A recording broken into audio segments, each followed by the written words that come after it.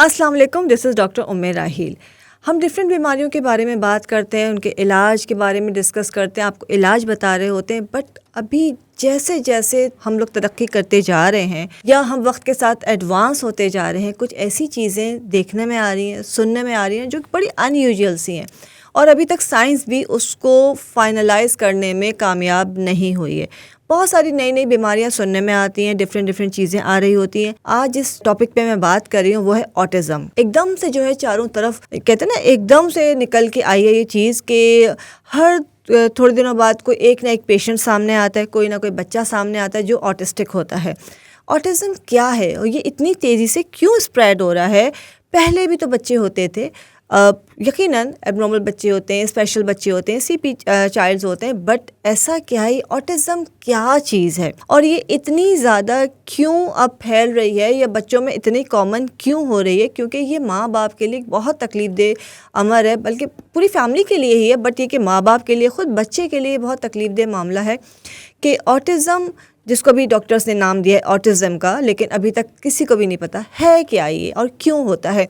कुछ चीज़ें डिस्कस करना चाहूँगी, आपके साथ शेयर करना चाहूँगी, क्योंकि अगर हम पहले से एहतियात नहीं करेंगे तो हम बहुत सारी चीज़ों से अपने आप को, अपने आने वाली नस्लों को नहीं बचा सकते। ऑटिज़म जो है असल में एक ब्रेन डिजीज़ है, न्यूरोलॉजिकल डिसऑर्डर, यानी कि ब्रेन का इससे मेन ताल्लुक़ है। न्यूरोलॉजिकल डिसऑर्डर का मतलब है कि जिसकी वजह से कम्युनिकेशन स्किल में प्रॉब्लम आती है। बच्चे के अंदर जो है बहुत सारी जो कम्युनिकेशन के अलावा सोशल जो इंटरेक्शंस होते हैं उसके अंदर डिस्टर्बेंस आती है, क्योंकि ब्रेन डिसऑर्डर है, ब्रेन डिजीज़ है। और जब हमारे न्यूरॉन्स या हमारे नर्व्स प्रॉपर काम नहीं करेंगे, ब्रेन सब चीज़ों को चला रहा है। अगर दिल पंप कर रहा है, पूरे दिल को, बॉडी को खून की सप्लाई जा रही है, दिल धड़क रहा है, तो हम जिंदा हैं। लेकिन इसी तरह से अगर ब्रेन का फंक्शन ठीक नहीं है तो बहुत सारी चीज़ें सामने आती हैं। इसी में से एक है ऑटिज़म। जब हम ब्रेन की बात करते हैं, अब हम इसको मज़ीद डिस्कस करेंगे तो आपको अंदाज़ा होगा ये आजकल इतना कॉमन क्यों हो गया है। इसका मतलब जो भी बच्चा दुनिया में आ रहा है, हम उसकी सेहत का ज़्यादा ख्याल नहीं रख रहे हैं। यस, इसके जो कॉजेज़ हैं वो क्या होते हैं, पहले मैं आपको कॉज बता दूं ताकि फिर आपको ईजी हो जाएगा समझना। कॉजेज़ क्या होते हैं? बहुत सी जगहों पे कहा जाता है कि कॉजेज़ जो है वो ये है, हेरिडिटी है, फैमिली की वजह से हो रहा है, कोई इन्फेक्शन है, ऑटो इम्यून डिजीज़ है, पुअर डाइजेशन है, एब्जॉर्प्शन है, या बर्थ के वक्त कोई ऐसी डिसेबिलिटी या ऐसा कोई प्रॉब्लम हो गया जिसकी वजह से ब्रेन के कनेक्शंस या उसके न्यूरॉन्स जो है डिस्टर्ब हो गए और उस वजह से बच्चे के अंदर ये डिसेबिलिटी पैदा हो गई है। इसके सिम्टम्स क्या होती हैं, हमें कैसे पता चलेगा? ऐसा नहीं है कि जैसे हमें बुखार खांसी होता है या फ्लू है तो जी बुखार होगा, खांसी होगी, ऐसा नहीं है कि सारे ऑटिस्टिक जो हैं उनके सिम्टम्स एक हों। सबसे पहले बोलते बहुत लेट हैं, डिलेड स्पीच है, इंटरेक्शन कम्युनिकेशन इनकी बहुत वीक होती है, नए लोगों से घुलते मिलते नहीं हैं, इंटरेक्शन नहीं करते। उसके अलावा जो है स्लीप डिस्टर्बेंस रहती है। यूँ समझ लें कि अक्सर बच्चे, बहुत सारी जगहों पे तो ये होता है कि बच्चा अपने ही नाम पे कोई रिस्पॉन्ड नहीं कर रहा होता है, रिपीटेड उसका जो है ना बिहेवियर होता है। लेकिन अगर वो क्लैप कर रहा है तो क्लैपिंग करता रहेगा, किसी एक चीज़ को पकड़ लेगा तो वो उसी के साथ बैठा रहेगा। अलग रहना चाहते हैं, अकेले बैठना चाहते हैं, लोगों के साथ घुलना मिलना उनको पसंद नहीं है। या जब वो बात करते हैं तो उनका जो है आई कांटेक्ट नहीं होता, एक साथ कम्युनिकेट नहीं कर सकते, मतलब उनकी अल्फाज कुछ होंगे, उनकी जो आई कांटेक्ट वो डायरेक्ट नहीं करेंगे और उनका बिहेवियर जो है वो टोटली डिफरेंट होता है। सारी चीज़ें एक साथ कंबाइन होके एक्सप्रेस नहीं कर सकते।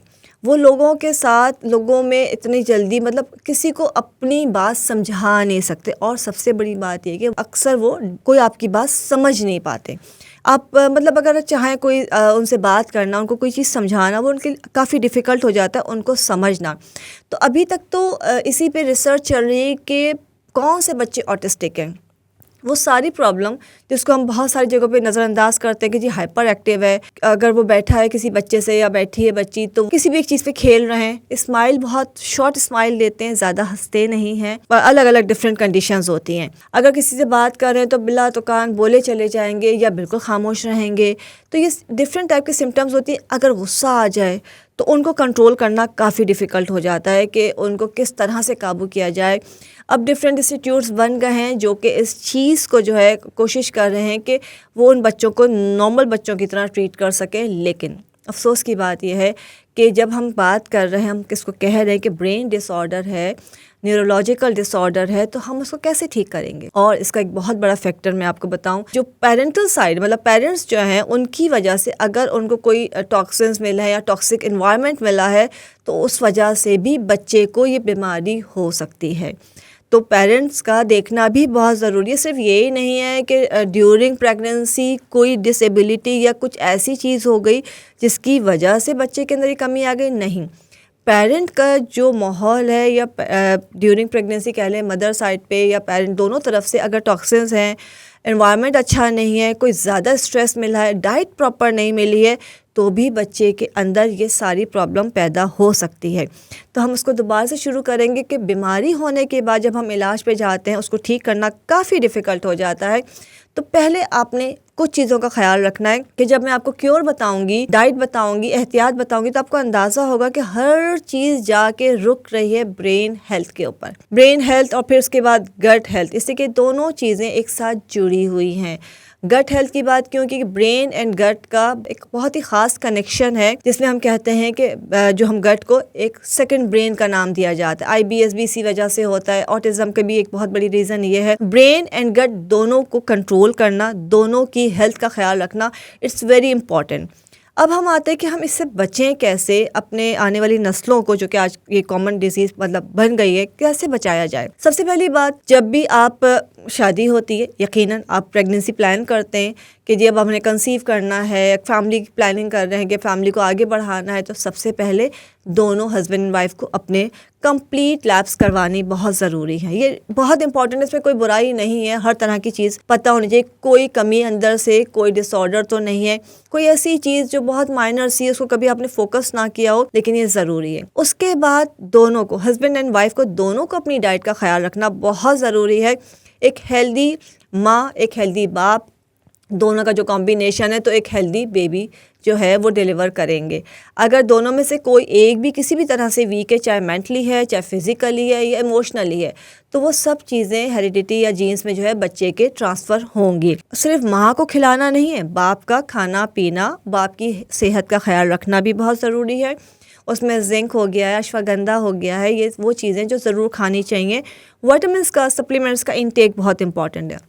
माँ के लिए फॉलिक एसिड, ये बहुत इंपॉर्टेंट है। अच्छा, आजकल तो ये इतना इंपॉर्टेंट हो गया है कि फॉलिक एसिड सबको खाना चाहिए, क्योंकि ब्लड सप्लाई, ऑक्सीजन सप्लाई के लिए ये बहुत इंपॉर्टेंट है। अगर बॉडी के अंदर फॉलिक एसिड कम हो जाता है, आप देखेंगे लोग शिकायत करते हैं कि मुंह में छाले हो गए हैं, मुंह पक रहा है, फॉलिक एसिड उनको रिकमेंड की जाती है। और ये बच्चे की ब्रेन हेल्थ के लिए भी बहुत इंपॉर्टेंट है, क्योंकि बच्चे की ब्रेन हेल्थ में ऑब्वियसली फॉलिक एसिड जो है वो ऑक्सीजन सप्लाई को बढ़ाता है। ब्लड के अंदर ऑक्सीजन सप्लाई प्रॉपर है, ब्रेन को प्रॉपर ऑक्सीजन सप्लाई मिल रही है, ब्लड फ्लो सही है, तभी तो उसके सारे जो ब्रेन की जो नर्व्स हैं या न्यूरॉन्स हैं वो प्रॉपर काम करेंगे। तो ये तो पहले की चीज़ हो गई। ड्यूरिंग प्रेगनेंसी हमारे यहाँ सिर्फ एक कॉन्सेप्ट है कि जी या माँ की तबीयत ख़राब हुई है तो वो फुल आराम कर ले या बहुत स्ट्रेस में रहे। इसके अलावा बहुत कम लोग तीसरी चीज़ पे फोकस करते हैं। जब प्रेगनेंसी होती है उस वक्त जो है वो सबसे कीमती टाइम होता है। फर्स्ट ट्राइमेस्टर सबसे कीमती है। उसमें आपने माँ की सेहत के साथ साथ उसके इमोशंस का, उसकी मेंटल हेल्थ का ख्याल रखना है।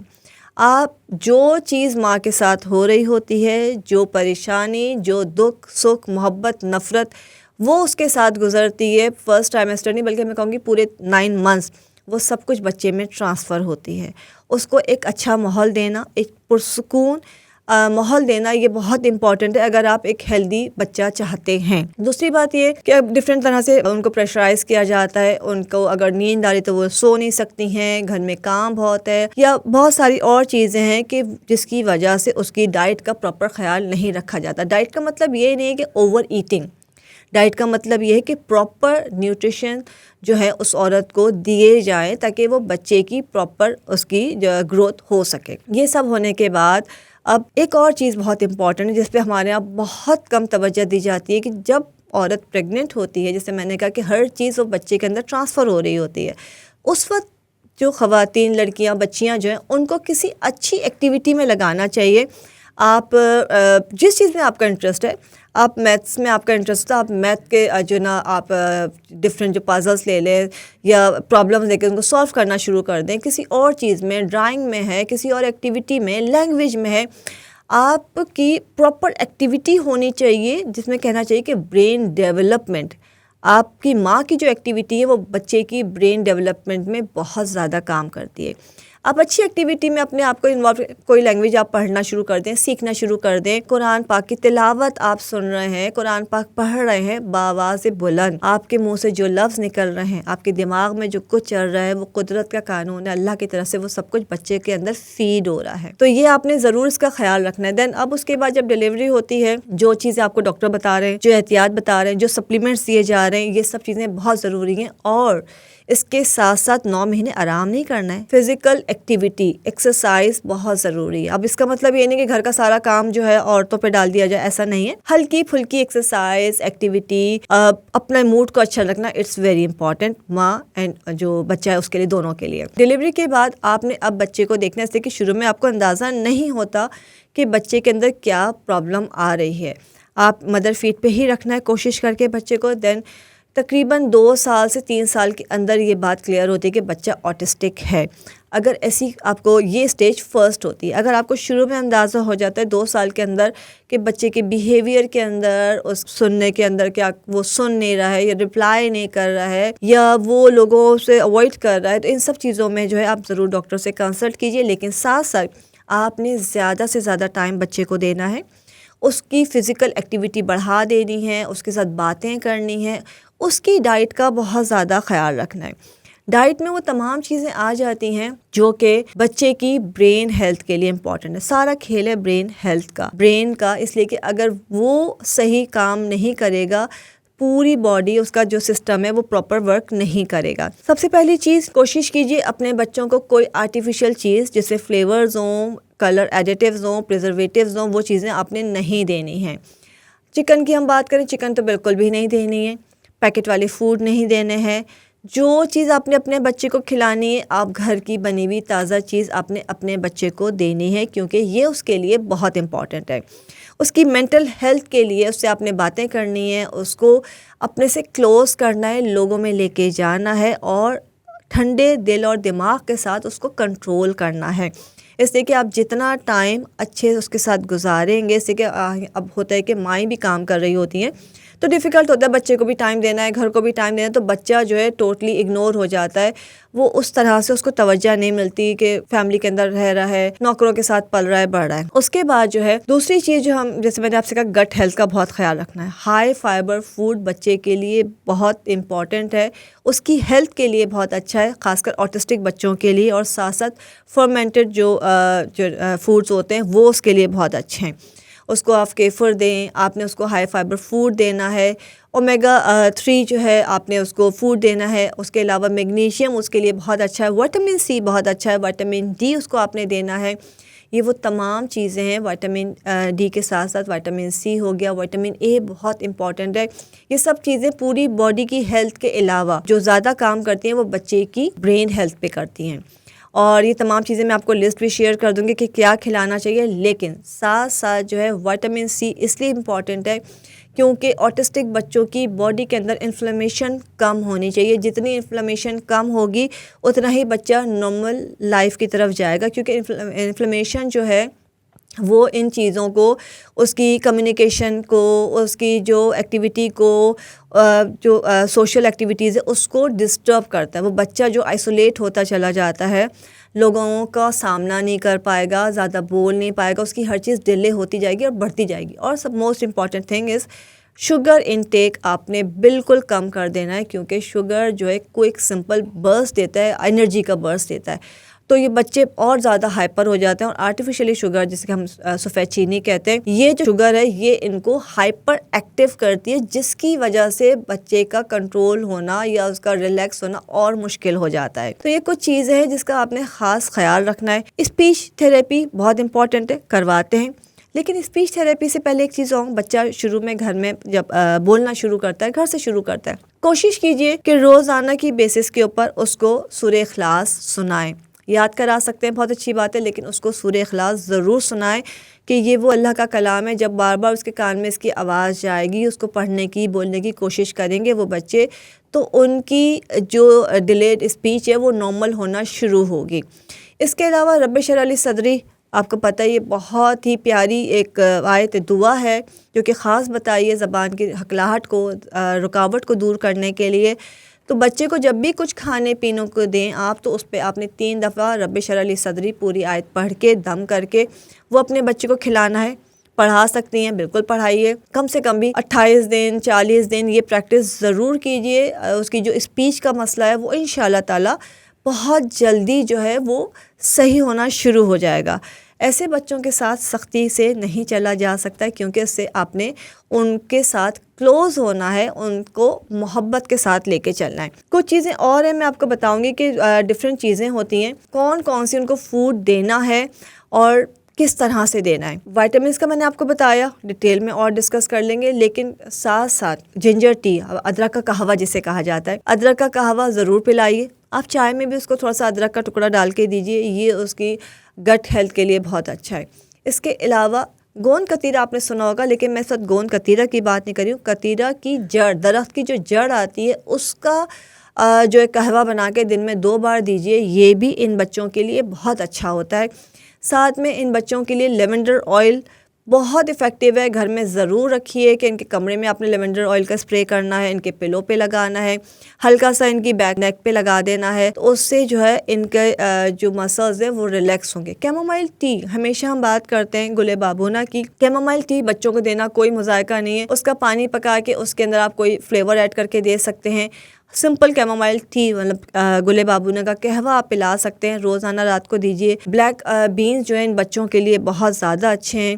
उसके अलावा ब्रोकली जो है इन बच्चों को ज़रूर खिलानी चाहिए। ऐसे तमाम लोगों के लिए जो ऑटिस्टिक है उनको ब्रोकली बहुत फ़ायदा देती है। फोर्टिफाइड जो जूसेस होते हैं, चीज़ है, योगर्ट है, मिल्क है, ये बच्चों के लिए बहुत अच्छा। इसके साथ साथ जो है आपने फ्लेक्स सीड, ओमेगा 3 की हमने बात की तो फैटी फिश है, ट्यूना है, सैल्मन है। इसके अलावा फ्लेक्स सीड जो है ये बच्चों के लिए बहुत अच्छा है। चिया सीड्स हैं, वॉलनट बच्चों के लिए बहुत अच्छे, ऑटिस्टिक बच्चों के लिए। अच्छा, इनमें से कोई भी चीज़ आपने ओवर मतलब जैसे कहते हैं ना बहुत ज़्यादा नहीं देनी है, मुनासिब मिकदार में देनी है। बट कोशिश ये करनी है कि बच्चों को हमेशा फ्रेश और घर का बना हुआ खाना दें, क्योंकि ये बच्चों की सेहत के लिए बहुत इम्पॉर्टेंट है। आप बच्चे के साथ जो टाइम गुजार रहे हैं, बच्चे की सेहत पे जो मतलब आप परेशान हैं और डिफरेंट चीज़ें आप कर रहे हैं कि बच्चे को जो है किस तरह से सही किया जाए, तो मैं आपसे कहूँगी कि कोशिश कीजिए कि ड्यूरिंग प्रेगनेंसी जो है आपने इन चीज़ों का ख्याल रखना है, क्योंकि ये जो बात की जो कैफियत है ये माँ के लिए, बाप के लिए, पूरी फैमिली के लिए, ख़ासकर बच्चे के लिए बहुत डिफ़िकल्ट है। तो उसका आपने ख़ास ख्याल रखना है। मैग्नीशियम जो है ये बहुत ही इम्पॉर्टेंट है। मैग्नीशियम ऑयल भी मिल जाता है, उसका मसाज कीजिए। रात को सोने से पहले बच्चों के पैरों पे ज़रूर लगाइए, बच्चों के हल्का सा बैक पे लगा दीजिए। मैग्नीशियम ऑयल जो है वो बहुत ज़्यादा बच्चे को रिलैक्स करेगा, सुकून देगा और बच्चे के मूड को मतलब काम करेगा। तो ये कुछ चीज़ें ऐसी हैं जो कि आपने ऑटिस्टिक बच्चों के साथ करनी है। बट सबसे इम्पॉर्टेंट, आपने चिकन अपनी ज़िंदगी से निकाल देनी है। अगर आपको बहुत पसंद है, आपने ऐसे कि बच्चे का जो टेस्ट है वो तो आप डेवलप कर रहे हैं, तो आपने हमेशा ऑर्गेनिक या जो देसी मुर्गी है वो खिलानी। अंडे का भी इसी तरह से कि देसी आपने अंडा देना है। दोबारा से रिपीट कर देती हूँ, कोई आर्टिफिशियल फ्लेवर वाली चीज़ें, जूसेस, एक्स्ट्रा शुगर वाली चीज़ें उनको अवॉइड करना है। हाई फाइबर फूड इनके लिए इम्पॉर्टेंट है। उम्मीद करती हूँ कि कुछ छोटी छोटी चीज़ें ऐसे ही, देखिए अभी तक डॉक्टर्स या रिसर्चर इसको फाइंड आउट नहीं कर पाए कि असल में ये हो क्यों रहा है और इसका इलाज क्या होगा। सिर्फ थेरेपी सेंटर्स बने हुए हैं कि बस ठीक है, ये अर्ली स्टेज में स्टार्ट होता है, लाइक बच्चे के बिल्कुल अर्ली स्टेज में स्टार्ट होके और ये ज़िंदगी भर की डिसेबिलिटी बन सकती है अगर आप इसको प्रॉपर क्योर ना करें। और अभी तक साइंस के पास इसका कोई इलाज नहीं है। तो कोशिश कीजिए जब प्रेगनेंसी प्लान कर रहे हैं उस वक्त से लेके और बाद तक इन कुछ चीज़ों का ख्याल कीजिए। और जो बच्चे ऑटिस्टिक हैं उनके लिए कुछ ख़ास ख्याल कीजिए। हम 100% तो नहीं कह सकते, बट बहुत बहुत बहुत हद तक बच्चे काफ़ी हद तक नॉर्मल लाइफ गुजार सकते हैं इन चीज़ों को फॉलो करते हुए। डाइट में मैंने आपको बताया, वो दोबारा आपको पूरा चार्ट में शेयर कर दूंगी कि विटामिन ए है, विटामिन ई है, विटामिन सी है, मैग्नीशियम है, ओमेगा 3 जो फैटी एसिड्स हैं वो हैं। ये सारी चीज़ें जो है बच्चे के लिए बहुत इम्पॉर्टेंट है। बच्चे का ब्रेन और बच्चे का गट, इन दोनों का आपने बहुत ज़्यादा ख्याल रखना है और फुल मतलब कहना चाहिए कि अटेंशन देनी है। इस वक्त सारी चीज़ों का आप भूल जाएं। ख़ासकर माओं से रिक्वेस्ट करूँगी कि जो जॉब करती हैं या इस तरह कंडीशन में, तो वो फोकस होकर उन बच्चे के ऊपर तवज्जो दें, क्योंकि उन बच्चों को कंट्रोल करना काफ़ी मुश्किल होता है। थोड़ी सी मेहनत करेंगे, इंशाअल्लाह ताला अल्लाह ताला सबके लिए आसानी करेगा और आपको इस मुश्किल में जो है आपके लिए आसानी लेके आएगा और बच्चे को भी इस चीज़ से निकालेगा। तो ऑटिस्टिक जो आज का कहना चाहिए कि बहुत ही एक कॉमन एक बीमारी बनती जा रही है कि मुझे हर दूसरे दिन एक बच्चा या एक बीमार पेशेंट आता है सूरत में कि जी ऑटिस्टिक है। तो उसको कंट्रोल करने के लिए अभी से आप एहतियात करें ताकि ये मज़ीद ना बढ़ पाए और जो बच्चे वो इंशाअल्लाह ताला अल्लाह के हुक्म से जल्दी ठीक हो जाएंगे। अपना बहुत सारा ख्याल रखिएगा, इजाज़त दीजिए, खुश रहिए, खुश रहने दें। अल्लाह हाफ़िज़।